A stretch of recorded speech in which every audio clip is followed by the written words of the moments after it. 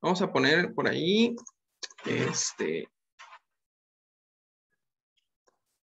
mute a los compañeros que tienen su audio abierto para que no generemos interferencias, ¿va?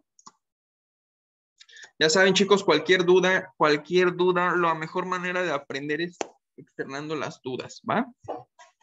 E imaginen también. Entonces, objetivo terapéutico del acceso venoso, ¿cómo vamos a elegir, perdón, el sitio de inserción? El objetivo terapéutico, ¿qué vamos ¿cómo se llama? A pasar a través de esa vena. Todo lo que se pasa a través de una vena va a lesionar el tejido, ¿sale? Recuerden que el hecho de meter un catéter en una vena lesiona el tejido y va a haber una reacción de nuestro tejido, una reacción de plaquetas, una reacción inmunológica, una reacción celular, edema. Entonces, todo eso van a ser factores para la funcionalidad de ese catéter. Por eso también vamos a elegir el sitio de inserción. Tenemos que tomar en cuenta el objetivo terapéutico. Si es farmacológico, si es diagnóstico, por ejemplo, si solamente va a ser el paso del medio de contraste, pues bueno, no hay ningún problema. ¿Sale? Va a ser un acceso venoso bastante breve. Pero si va a ser para un fármaco que va a estar, por ejemplo, ahora con COVID, recetaron muchísima ceftriaxona y eran de 7 a 15 días de ceftriaxona, pues es mucho tiempo y es cada 12 horas. Estás golpeando la vena con la ceftria, ¿no? Con el medicamento. Entonces, eso genera ¿cómo se llama? Una lesión. Y eso va a estar lastimando la vena y va a hacer que disminuya ¿cómo se llama? La funcionalidad. Si nosotros colocamos, por el hecho de no querer fallar o por el hecho de no tener la habilidad, colocamos un catéter muy pequeño, un 22, un 24, en una vena bastante amplia del palmar de las manos, pues vamos a tener inconvenientes y probablemente 3, 4 días vamos a tener que picar otra vez, ¿va? Ahorita vamos a ver algunas recomendaciones de sitios anatómicos. El diagnóstico del paciente también, si el paciente fue COVID y tiene 20, 25, 30 años y tiene una buena condición física, hablando de brazos y venas, o sea, sus venas se ven bien, están grandes, están palpables, pues bueno, va. Pero si es un paciente adulto mayor que tiene fragilidad capilar, que no se le ven sus venitas, o dirían algunos clientes, parecen cabellitos, por ahí también vamos a tener ese problemón, ¿no? La edad del paciente, hay adultos mayores que tienen excelentes venas, hay adultos mayores que no, hay personas de 30 años que no tienen vena, las personas con sobrepeso, es muy difícil ver sus venas, es muy difícil accesar sus venas. El estado de salud también. En el prehospitalario, en la atención al paciente crítico, es un problemón agarrar una vena en un paciente chocado o en un paciente en paro. No se distienden, no tienen ¿cómo se llama? La perfusión suficiente, no hay obviamente el llenado venoso que debe de haber, no hay una presión venosa. Entonces, es muy complicado trabajar un acceso venoso en el paciente crítico, ¿sale? Las características de las venas, va de la mano con todo lo que hemos trabajado, y la lateralidad funcional del paciente. Si bien esto a veces no le ponemos mucho peso, mucha importancia, en la atención domiciliaria, y lo vuelvo a repetir, voy a ser muy insistente en esta parte, la atención domiciliaria, nuestro paciente está en casa porque quiere seguridad y comodidad. Si bien el acceso venoso, si bien la terapia de infusión no lo va a tener cómodo, hay que tratar de que esté lo más cómodo posible. Entonces, la lateralidad funcional del paciente sí es un punto importante a, ¿cómo se llama? A tocar. Si mi pacientito duerme del lado derecho o de un lado de la cama, pues yo voy a canalizar el brazo, de preferencia voy a canalizar el brazo que está hacia la orilla de la cama para que tenga esta tranquilidad, comodidad y seguridad, ¿va? Muchos decimos, pero es que si no tiene venas de ese lado, tiene venas de ese lado, no hay brazo que no tenga venas. Entonces, por eso debemos de desarrollar la habilidad para que cuando encontremos opciones de venas, no elijamos la mejor vena, elijamos la vena que se puede canalizar con el catéter correcto y considerando también la parte comodidad y funcional de nuestro paciente. No solo que porque el otro lado tiene venas más bonitas y no voy a fallar, no, para eso debemos desarrollar ciertas habilidades, ¿va? Y nos vamos con los sitios de punción. ¿Cuáles son? Esta es una pregunta de examen, muchachos. Esta pregunta se la van a aplicar en cualquier lugar a donde vayan a pedir trabajo, a donde vayan quienes son estudiantes y no han pasado por esta clase, apréndanselo, va a venir en el examen. Quienes ya son, tienen una profesión y ejercen una profesión y en algún momento los evalúan en su profesión, esto va a venir en el examen. Y aquellos que vayan a pedir trabajo y hagan un examen, esto va a venir en el examen, ¿va? 1. ¿Cuáles son las venas que nosotros podemos canalizar? ¿Cuáles son las venas que nosotros vamos a utilizar? Número 1, cefálica derecha. 2, braquial derecha. 3, cubital media derecha. 4, basílica derecha. Esta braquial derecha es bastante profunda, ¿sale? Esta no la vamos a utilizar, es parte de la anatomía del brazo, pero esta no la vamos a utilizar. Las que sí utilizamos son, por lo regular, de la parte del codo hacia abajo, ¿sale? Sí podemos utilizar estas de arriba, sí, pero es más incómodo y es más doloroso, ¿va? Pero sí las podemos utilizar, ¿por qué no? La braquial no, la braquial es muy profunda, ¿sale? Entonces, cefálica derecha, cubital media derecha, basílica derecha, radial derecha, antebraquial media y cubital derecha, ¿sale? Esta irrigación venosa en las extremidades superiores está en todos los pacientes, ¿va? ¿Qué característica tiene la distribución venosa de nuestro cuerpo? Tiende a modificarse según el uso de las extremidades y de los músculos, ¿sale? Donde hay mayor masa muscular, hay mayor cantidad de venas. ¿Por qué? Hay una vasoneogénesis al momento de generar masa muscular. Aquel paciente que no hace ejercicio, que no tiene actividad, no va a requerir mayor aporte sanguíneo a esa zona, por lo tanto van a ser suficientes con las venas que tenemos, ¿va? Así que muy importante el ejercicio para todo. Estas son las que vamos a elegir y les comentaba, si ustedes van a pasar o si vamos a elegir la vena conforme a medicamentos, para pasar un medicamento, ¿dónde está mi lápiz? Yo lo había dejado por aquí. Aquí está. Si nosotros vamos a pasarme, por ejemplo, para hidratar a un pacientito 24 horas o pasar simplemente una carguita de Harman, de fisio, el cual se le va a dejar 4 horas, 6 horas, 24 horas, hasta 48 horas, podemos utilizar la parte del palmar, no palmar, la dorsal de la mano, ¿va? Todas las venitas que están desde lo que son nuestros deditos, de las falanges, de los nudillos hacia arriba. Esa es la red dorsal de la mano.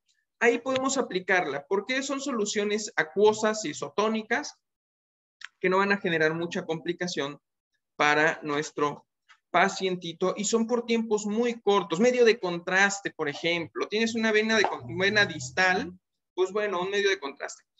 Perdón, necesitas un medio de contraste, bueno, una venita distal en el arco palmar de la mano. Pero si vas a aplicar medicamento, ceftriaxona, ciprofloxacino, durante más de 7 días, esa venita se va a tronar, esa venita se va a lastimar, va a generar flebitis. Entonces, yo recomiendo que coloquen de esta zona hacia arriba, ¿sale? Es muy, muy, muy importante tomar en cuenta estas condiciones anatómicas, sobre todo en pacientitos en el ámbito privado, ¿va? ¿Cómo vamos hasta aquí, muchachos? Por ahí mándenme, retroalimenten esta parte del audio y todo lo demás, ¿va? Muy bien. Características de las venas. Excelente, gracias, Alan. Característica de las venas. Un poquito de anatomía. Diferencia entre arteria y vena, bueno, sus capas, ¿va? En este caso, las arterias las vamos a dejar en paz por un ratito y vamos a trabajar las venas. ¿Qué características tenemos en las venas? ¿Por qué el acceso, por qué tomar en cuenta estas características? Una, de entrada a la posición. Las arterias tienen una ubicación profunda, las venas no, las venas son superficiales, ¿va? Están en el tejido subcutáneo, están por debajo de la piel, no es necesario llegar a un músculo, aguas. Yo cuando canalizo, siempre le pregunto al cliente el tipo de dolor que tiene. Vamos a dividir 3 tipos de dolor, ¿va? Y esto es por anatomía. La epidermis duele un montón, arde como chile. Si ustedes pican, cuando el catéter entra en la piel, va a haber un dolor y un ardor como chile, ¿sale? Eso es que ustedes están en epidermis, ¿va? Y en dermis. Cuando el catéter llega al tejido subcutáneo, deja de molestar, deja de doler, ¿sale? El ardor ya es mínimo. Y si ustedes empiezan a buscar la venita que está por lo regular en el tejido subcutáneo, por pegadita abajo de la dermis, no le va a doler mucho al paciente. Si ustedes están picando en la dermis, le va a arder como no tienen una idea, va a generar mucho dolor. Cuando el paciente tenga un dolor poco tolerable, muchísimo. Ajá, vamos a ver aquí tenemos un comentario. Ah, ahí va, eso lo vamos a trabajar por anatomía. Ahorita vamos para allá. Vale, excelente.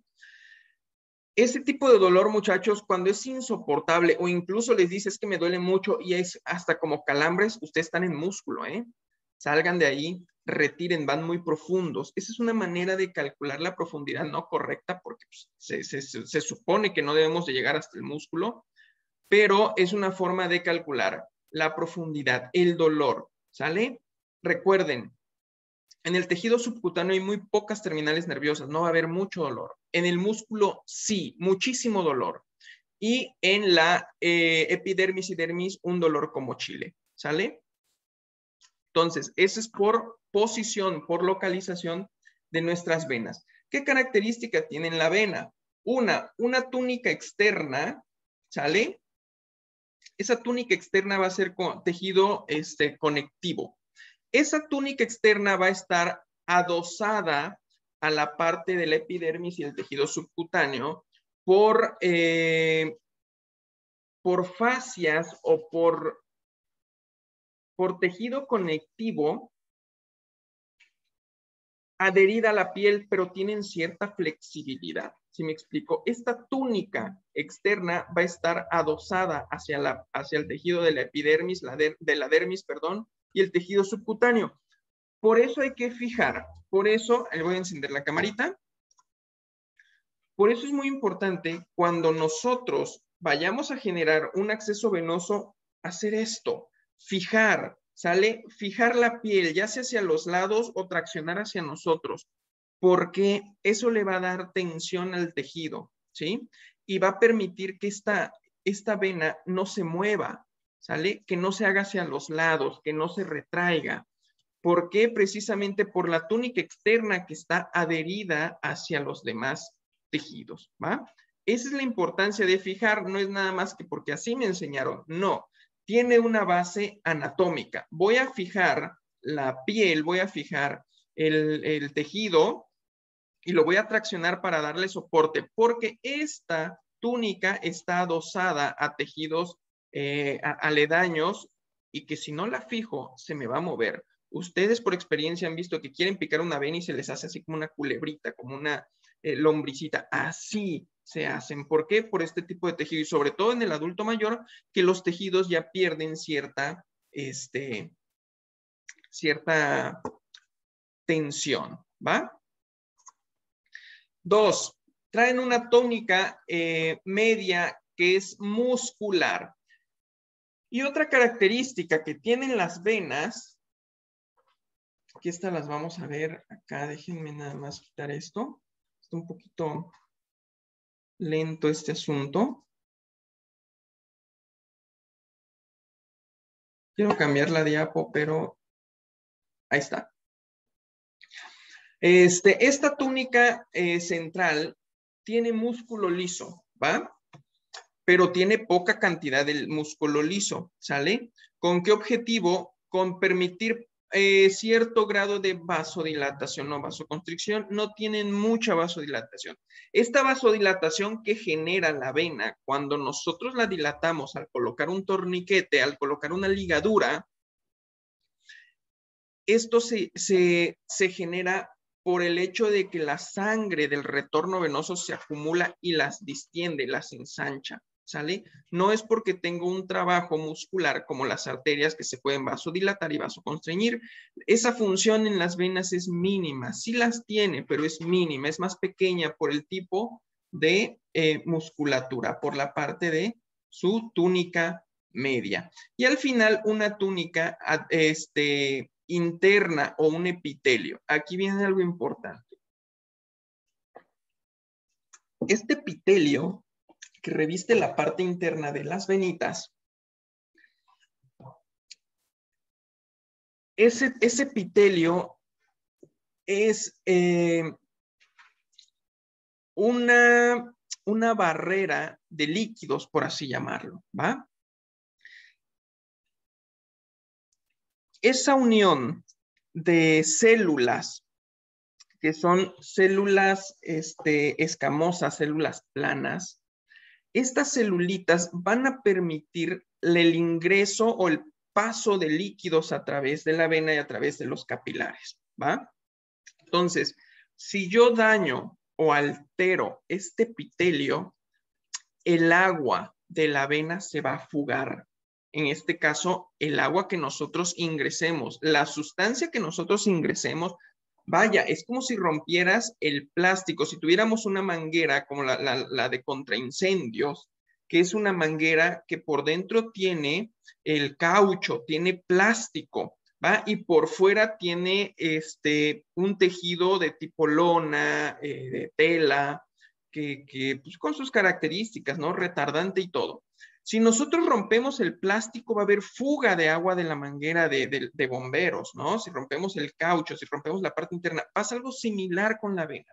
Si nosotros dañamos este epitelio lo que va a hacer es fugar líquidos, ¿va? Y de ahí viene la famosa flebitis. Si yo rompo ese epitelio o si tarda mucho tiempo pasando medicamento por una vena muy pequeña, este epitelio no va a ser lo suficientemente resistente, se va a romper y va a infiltrar, ¿va? Por eso viene la parte del infiltrado. El punto está aquí, en este epitelio, en este conjunto de células. ¿Sale?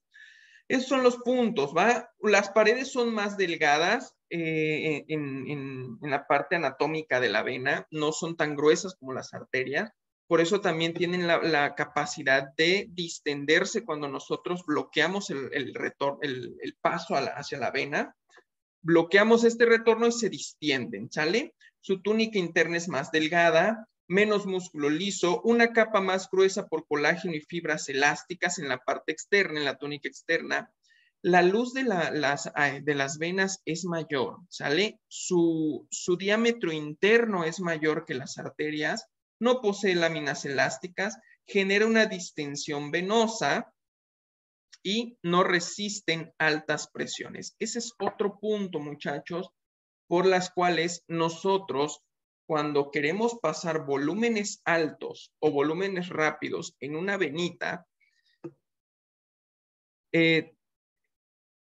vamos a lesionar, ¿sale? Si nosotros queremos pasar a través de un catéter pequeño, un número 22, por ejemplo, queremos pasar altos volúmenes de líquido, un paquetito, unos 1000 mililitros de Harman para una rehidratación, por ejemplo, queremos pasar 1000 de Harman en 4 horas en un catéter pequeño, corremos el riesgo de reventar la vena. Yo he visto compañeros que pican a los pacientes con un catéter pequeño con el objetivo de no fallar. Eso no se vale, ¿eh? Mejor generen habilidades, ¿sale? generen la habilidad de colocar de manera correcta un acceso venoso. No que porque es que con este de 22 no fallo, es una vena grandota, está bonita, le pongo un 22 para no fallar. No, ¿sale? No ese es el objetivo. El objetivo es elegir bien la vena. Si yo genero muchísima presión, voy a reventar, voy a lesionar este epitelio y voy a fugar líquido. Y esa es la famosa flebitis, ¿sale? El famoso infiltrado. El agua sale, el líquido infundido sale de esta zona y se irriga hacia esto y se irriga hacia el espacio intersticial y edematiza toda la zona, ¿va? Ese es cuando se hace la bola de agua, el famoso infiltrado. Entonces, estas características anatómicas son las que vamos a considerar en los accesos venosos. Y aquí está este punto, flebitis infiltrado o lesión. ¿Qué es la flebitis?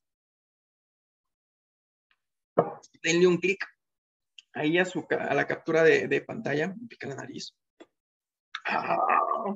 Perdón, ya quité la cámara, se rasque, pero es que me pica. Ok, flebitis infiltrado o lesión, ¿sale? Esto es una inflamación de una vena debido a una alteración endotelial, lo que les explicaba, ¿sale? De la parte del epitelio interno, de la túnica íntima, ¿sí? Y se debe a tres. Un proceso inflamatorio originado por el roce de material que causa, que sufre el endotelio por causa del roce del material. Cuando un catéter ingresa, ese catéter va a chocar contra esta pared, ¿va? Y la puede lesionar o la puede irritar y se va a inflamar. Si es un proceso inflamatorio bastante grande, no sé si han tenido en algunos momentos la experiencia de canalizar a un pacientito, lo canalizan,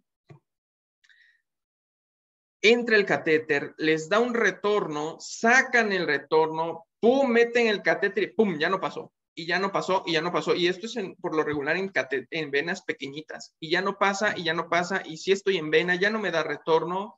Me dio el retorno bien padrísimo, así 2, 3 minutos, 5 minutos, y ya de ahí ya no pasa, no retorna. Es porque esto se inflama, ¿va? Esto se inflama, se hincha y disminuye el paso del líquido. ¿Sí me explicó? Se cierra, se inflama y se cierra, ¿va? Y ya no te va a permitir ni salida de sangre, ni ingreso de líquidos. ¿Por qué? Debido a esto, a una inflamación. Sale un proceso inflamatorio originado por el mismo material, por la lesión, por el corte, la punción que estás haciendo una vez. Estás rompiendo una vena. ¿Sale? 2, extravasación de proteínas y plasma sanguíneo al intersticio. Desde el momento en que tú rompes una vena, obviamente hay salida de sangre, esa sangre se va a acumular en el tejido. Otro punto, hay gente que le hacen un acceso venoso, le toman una muestra de sangre y les queda un parchón de sangre enorme. Dice, ay, me quedó bien morado, porque estamos rompiendo una vena y que van dentro de las venas sangre. Esa sangre se va a regar al tejido, ¿sale? ¿Cómo podemos evitar cuando nos pican? O recomendación profesional, chicos, ¿cómo pueden evitar que cuando piquen a un pacientito no se les haga ese moretón? Desde el momento en que saquen la aguja, desde el momento en que saquen el punzocat, presionen, ¿va? Y mantengan presionado un buen tiempecito, no nada más 10 segundos, 15 segundos, no, presionen 2 minutos, 3 minutos, para que no exista esta extravasación, ¿sale? Y esa sangre se infiltre hacia los tejidos y haga un moretón, ¿sale? Como recomendación. Y 3, un objeto extraño activa el sistema inmune y crea un film de fibrina con agregación plaquetarias y trombos. El hecho de que ustedes metan un catéter va a alertar al cuerpo acerca de un objeto extraño. ¿Y qué va a hacer? Trombos. ¿Qué va a hacer? Reparar la lesión. ¿Sale? Desde que nosotros cortamos, el cuerpo está detectando una lesión y envía a todo el sistema inmunológico, a todo el sistema de plaquetas, a toda la coagulación a reparar entre fibrina, plaquetas, y células mediadoras ¿cómo se llama? De la reparación tisular, van a llegar a ese sitio a repararlo. Y eso lleva un proceso de inflamación. Entonces, cualquiera de estos mecanismos va a generar flebitis, ¿sí? La flebitis como tal va a traer un infiltrado, que es un infiltrado, la hinchazón y la extravasación del líquido hacia estos tejidos, ¿va? Y eso genera una lesión, ¿sale? ¿Cómo vemos, cómo nos damos cuenta que está infiltrado? Fácil, no pasa la solución. Hay edema, no tiene por qué haber edema en una, ¿cómo se llama? En un acceso venoso, ¿va? Y mucho menos es un edema excesivo. 2, no debe de haber fuga de líquidos. El hecho que existe una fuga de líquidos alrededor del sitio de la punción es porque hay demasiada presión. Ese líquido no está pasando. Esa solución que ustedes colocaron no está pasando, ¿sale? Está generando presión allá adentro y está buscando salida. No va al torrente sanguíneo, ¿va? Una canalización que ya estuvo 2 o 3 días o que yo estuvo 2 o 3 horas y empezó a filtrar, no está correcto. Lo recomendable es quitar y buscar otro sitio de punción, ¿va? El acceso venoso, desde que nosotros lo colocamos, en cuestión de 1 o 2 horas puede fallar, ¿sí? Puede generar uno de estos procesos que les estoy mencionando y como comúnmente decimos, se puede tronar la vena, ¿sale? Esto también sirve como explicación a sus pacientes cuando vayan a canalizar, ¿va? Nos quedan 10 minutitos de esta segunda sesión y seguimos. A ver, por favor, que cambie la diapo. Cambia la 1. No quiere, cambia la 2. Ahí está. Entonces, pues depende. El riesgo de flebitis va a ser, los riesgos van a ser el tipo de paciente, unas venitas muy pequeñas, unas venitas muy delgadas, dan muchísimo riesgo de flebitis. El tipo de catéter, si el catéter ahora sí que genera una reacción como objeto extraño dentro del cuerpo, pues el sistema inmunológico va a reaccionar ante él. Y el tratamiento. Si nosotros administramos antibióticos, hay mucho riesgo de flebitis, ¿va? Si se va a administrar quimios, pues cómo no, son sustancias muy irritantes que van a lastimar el tejido. Y lo primero que va a hacer el cuerpo es reaccionar. Lo primero que va a hacer esa vena en el sitio de punción es reaccionar, ¿va? Tipos de flebitis mecánicas o traumáticas, desde el momento en que nosotros punzamos una vena va a haber flebitis, ¿vale? Pero esa flebitis va a ser mínima al grado de que nuestro acceso venoso quede funcional, ¿sale? O no los eche a perder, ¿sí me explico? Pero desde el momento en que nosotros estamos metiendo un tubito a la vena, ya hay una lesión, ¿va? Y eso es una flebitis mecánica y puede ser tan grande como para no dejar pasar la solución y pues tronarse. Una flebitis infecciosa, esta es por ejemplo, la típica del hospital que se infecta el catéter. Por esa razón hay que estarlo cambiando cada 3 a 5 días. Esto es muy raro verlo en un domicilio, ¿sale? En la atención extrahospitalaria domiciliaria es muy, muy, muy raro ver una flebitis por infección.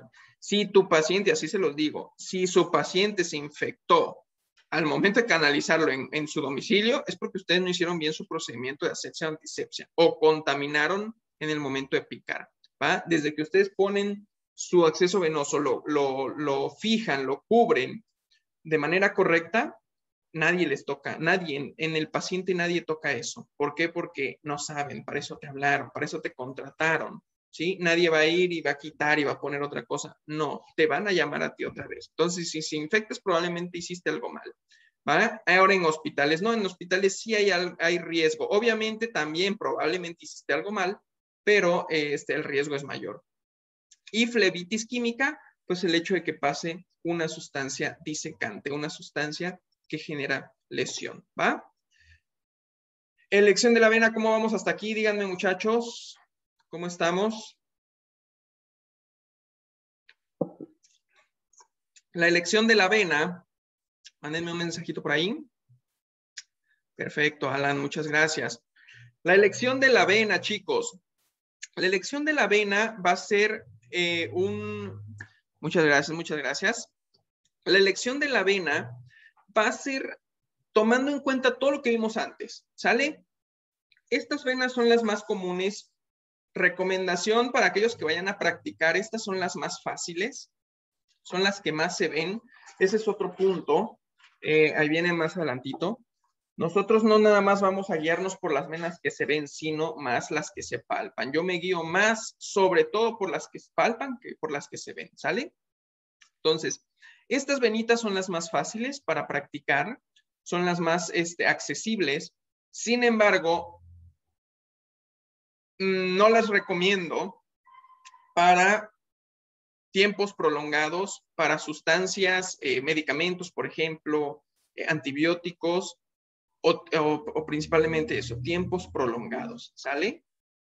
En la reanimación del paciente crítico tampoco es recomendable esto. La posición no nos beneficia, nos pone en riesgo que se salga y no nos aporta volúmenes altos, ¿va? La presión que genera su diámetro es muy pequeño y recuerden que el diámetro de la vena es inversamente proporcional a la cantidad y a la velocidad del volumen a transfundir. O sea, entre más pequeña la venita, menos rapidez y menos cantidad de volumen vamos a pasar. Entonces, para el paciente crítico, pues no nos es muy funcional esta, ¿sale? Ese es en el dorso de la mano. Y las otras son las selecciones de las venas. En el antebrazo vamos a encontrar la cefálica, perdón, en el antebrazo vamos a encontrar, ¿sí? La cefálica, la basílica, la media y la mediana, ¿sale? Son las principales, las más amplias. Hay otras, en algunos pacientes hay otras venas disponibles según su masa muscular. Se dan cuenta las personas que hacen pesas, tienen muchísimas venas y muy grandes. ¿Por qué? Porque están irrigando, están recolectando muchísimo desecho, muchísimo dióxido de carbono que el músculo está generando en su función. Entonces, eso hace que las venas crezcan, se ensanchen y se generen más opciones, ¿va? Ay, ahorita sí cambias, ¿verdad? Ok. En el pliegue del codo, ahora, esta zona del antebrazo es muy cómoda para el paciente, ¿sale? Garantizan flujos más constantes, causa un mayor daño al mapa venoso del miembro superior. Si ya perforaste una vena en esta zona, ya no vas a poder usar de las más pequeñas o de las anteriores. Ese es otro criterio que vamos a utilizar, ¿sí? ¿Cuántas veces voy a picar? Está muy difícil picar a mi paciente. Empiezo a elegir si voy a requerir 1 o 2 piquetes más. ¿Sí me explico? Depende ya de cada situación, ¿va? En la diapositiva anterior, precisamente es una de las más fáciles, pero en su momento puede que se truenen. Ahora, si nosotros elegimos en el antebrazo, bien podemos acceder a volúmenes más grandes, catéteres más grandes, pero eso sí, picando una vena en la parte superior vamos a limitar el uso de venas en la parte inferior. Ahí es ya criterio, depende de cómo vamos a decidir según toda la información que ya tenemos trabajada, ¿va? El pliegue del codo admite mayores diámetros de catéteres, son las más fáciles, es donde tomamos las muestras, ¿cómo se llama? Para los accesos venosos, pero para el paciente es incómodo, ¿sale? ¿Por qué? Porque en su momento va a doblar la mano, dormido, si dobla la mano y acoda, o le va a doler, que pues en su momento no es tan grave, ¿no? Pero atentamos a su comodidad. Sin embargo, si él dobla tantito y reduce el flujo, esa solución se va a prolongar. Entonces, aguas. En los hospitales no pasa mucho, se prolongó la situación, bueno, le ajusto, le paso un poquito, le hago. En el domicilio no, en el domicilio lo van a anotar y va a decir, oye, pero si es que era a las 6 que iba a terminar y son las 7 y todavía le queda como para otra hora, ¿qué pasó? Te van a empezar a preguntar y te van a presionar y te van a exigir, ¿sí me explico? Entonces, puede pasar.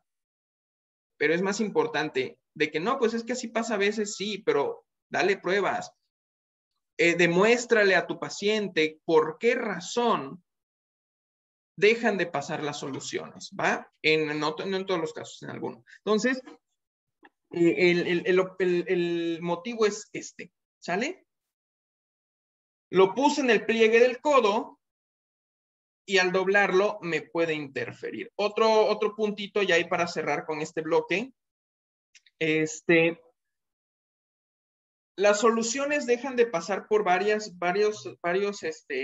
motivos. Uno, en la posición, eso ya lo sabemos. Si el pacientito dobla la mano, dobla el codo, deja de pasar. Pero recuerden, también dentro de la botella hay líquido y ese líquido genera una cierta presión. Esa presión va disminuyendo, por lo tanto, puede afectar el flujo sanguíneo. Y 3, tenemos una presión dentro de las venas. Si la presión dentro de las venas aumenta, si el paciente empieza a hacer fuerza en los brazos, la presión va a incrementar, la presión sanguínea va a incrementar y va a disminuir el paso del flujo. Si la presión del paciente baja, puede aumentar y se puede meter un poquito más de flujo al torrente sanguíneo, ¿va? Son 3 puntos que también podemos considerar. Menos de un minuto se va a cortar la transmisión, pero cuando un paciente les diga o les pregunte, bueno, ¿y por qué deja de pasar la solución? Tenemos esos 3 factores que en su momento no podemos controlar al 100%, pero sí los podemos vigilar, ¿sale? Ahí les dejo este tip, se va el Zoom, regresamos.